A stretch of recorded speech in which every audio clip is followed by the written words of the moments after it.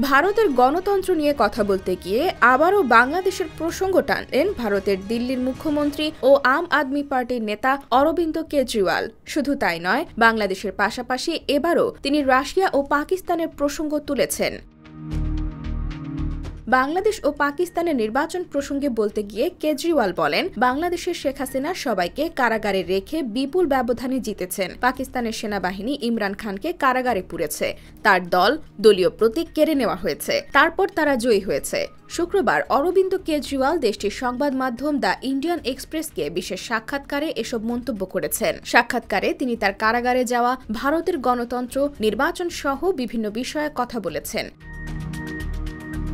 সাক্ষাৎকারে তার কাছে জানতে চাওয়া হয়, তিনি প্রথম মুখ্যমন্ত্রী যাকে কারাগারে পাঠানো হয়েছে। এখন যেহেতু তিনি অন্তর্বর্তীকালীন জামিনে বেরিয়ে এসেছেন, সেখানকার সময় সম্পর্কে তিনি কি ভাবেন।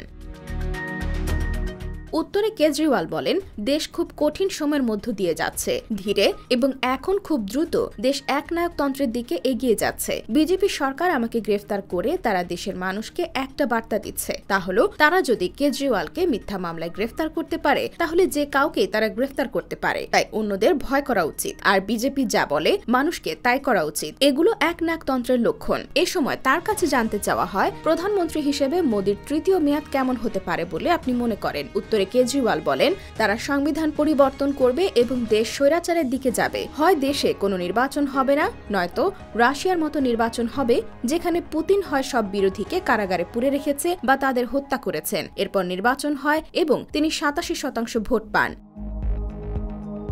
বাংলাদেশে শেখ হাসিনা সবাইকে কারাগারে রেখে বিপুল ব্যবধানে জিতেছেন। পাকিস্তানের সেনাবাহিনী ইমরান খানকে কারাগারে পুরেছে, তার দলীয় প্রতীক কেড়ে নেওয়া হয়েছে, তারপর তারা জয়ী হয়েছে। আমাদের দেশেও এ ধরনের নির্বাচন হবে, বিরোধীরা কারাগারে থাকবে আর তারা ভোট পেতে থাকবে। তারা আমাদের ও কংগ্রেসের ব্যাংক হিসাব ফ্রিজ করতে চলেছে, তারা এনসিপি ও শিবসেনাকে বিভক্ত করেছে, তাদের প্রতীক কেড়ে নিয়েছে। তারা মমতা বন্দ্যোপাধ্যায় সরকারের অনেক মন্ত্রীকে কারাগারে পাঠিয়েছে। স্ট্যালিন সরকারের মন্ত্রীদের সঙ্গেও একই কাজ হয়েছে। আমরা কিভাবে লড়াই করছি তা আপনি কল্পনাও করতে পারবেন না, বলেন Arvind Kejriwal. IBTV USA, New York.